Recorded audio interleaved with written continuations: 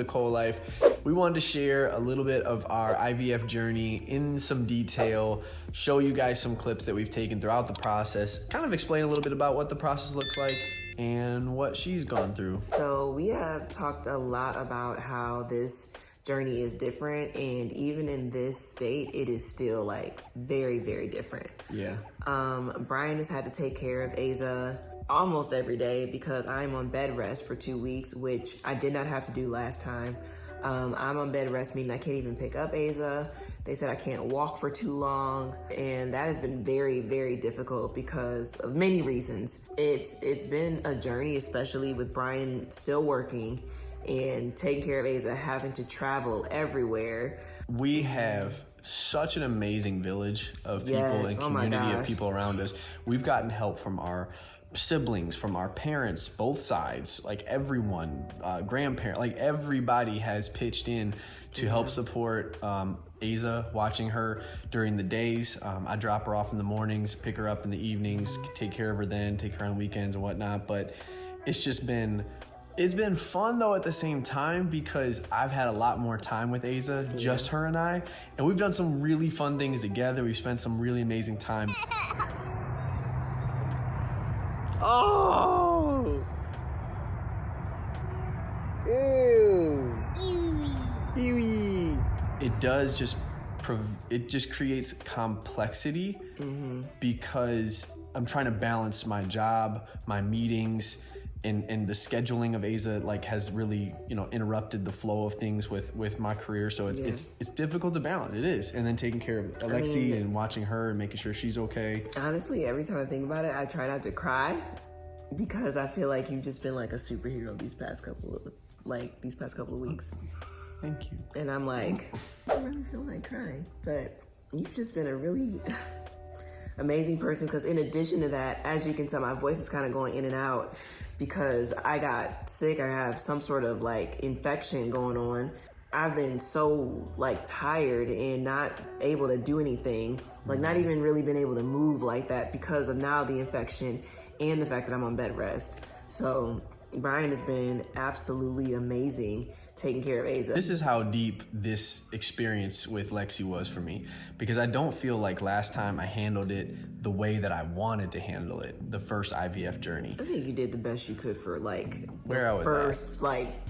this first process. Like we didn't know anything. Yeah, that's true. Yeah. But I wanted to do better this time. So I actually got individual counseling, like one-on-one time with our therapist, and spent some time really digging into sacrifice and, selflessness, which doesn't always come easy to me. I know that may sound weird, but I have to be very intentional with it. I have to really proactively think about what I'm going to do and how I'm going to take care. I was gonna say, I think your level of how you want to achieve selflessness is high. Getting one-on-one counseling for me was just helpful to kind of center my mind, my heart, my spirit around what I'm trying to accomplish and how I'm trying to accomplish it.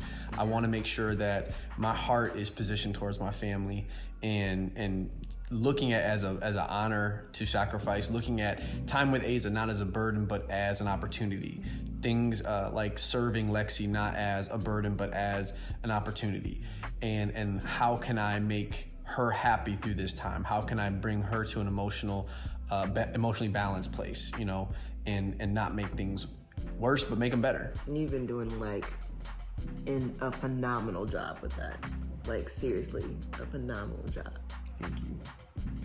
I do feel like we have been the laziest, most unproductive people these last 2 weeks, though. I will tell you. It's been bad, but I'll tell you that much. We've been chilling. We have moved our bodies to our guest bedroom because it has a TV. We don't even sleep in our master bedroom anymore the last 2 weeks. No, I don't know why that's been more comfortable over there, but and it's a double. We have a king. That's a double. But anyway, it just works. It works. It's like great. Camping. It's like an adventure, and we love it. Yeah, I don't know if we're leaving. I don't know if we're leaving. Aza can take our bedroom. Right, y'all, I don't know. We can take our bedroom. The second baby. No, the second baby will stay with Aza. Okay, so the egg retrieval, overall, I would say went well. It was just shocking, and I did not know that I would experience what I would experience. Last time I did my egg retrieval, I was totally fine afterwards. I could walk. I felt like nothing happened. It didn't even feel like surgery. Yeah, Brian was with me. My mom, Cole was with me. I literally was totally fine. This time I woke up in extreme pain. Brian could not be with me because of COVID. They told me that I had 8 eggs that made it through. All right, so Lexi's out of surgery. Did not go as expected. They got 8 eggs. Was it 3 years ago? They got 11 eggs and ended up having 2 embryos that we put both inside of her and only 1 took. So obviously to have 8 eggs is not what we were praying for, not what we wanted. Lexi's kind of in a rough space right now.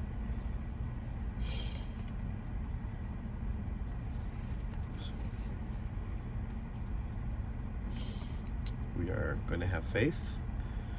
We're going to believe that God can take those 8 eggs and he can make 8 embryos if he wants. He can make 10 embryos if he wants, because God can do all things. But I also want to say it's okay to have a bad day. It's okay to feel the pain of, not having what you wanted and having a rough day, having rough news. It's okay to mourn that and still have faith. So we're still believing, but just a hard day.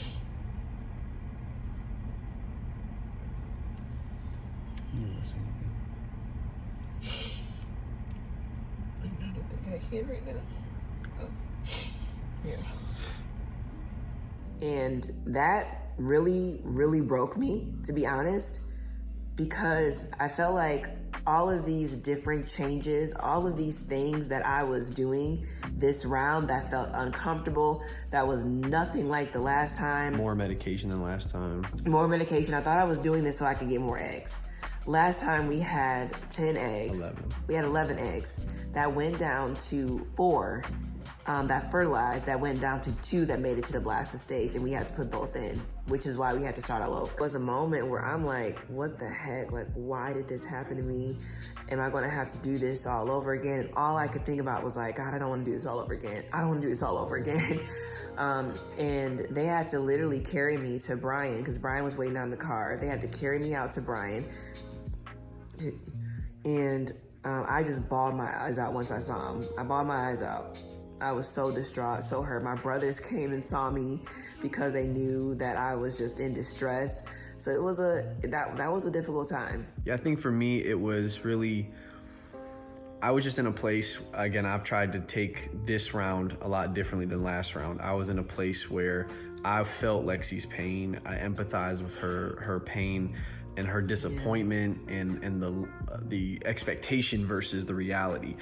But for me personally, I was trying to just focus on, listen, and I told her, like, God can make 10 babies out of 8 eggs. Yeah. Like, it doesn't matter. God is going to see us through this. He wants us to have this child. This child's been prayed over. This child's been prophesied over. Like, this is happening. I had to remind myself of that. I And really did. And she did. And I told her, like, it's okay to have a bad day. It's okay to grieve and mourn that moment. Mm-hmm. But then we're going to have faith, and we're going to believe in God. And she did. Lexi's faith is bigger than mine. Like, Lexi's faith is incredible. But that doesn't mean that you don't experience the human emotion of moments either. Right. So then we get a call from the doctor, and God is good. Yes. Because last time, keep in mind, 11 eggs last time became 4. Yes. Became 2. Yes. This time, come on. Hey. You're so silly. 8 eggs became 6 mature eggs, became 5 embryos. Okay. Praise break. Come on, God can do it. So we are, when I tell you, I was so excited. And it just reminded me to, as much as I can have faith, and even in my time that I am wavering in my faith, I have to be reminded that I have to trust God, not the organization, not all the medicine that I'm doing. I have to trust God.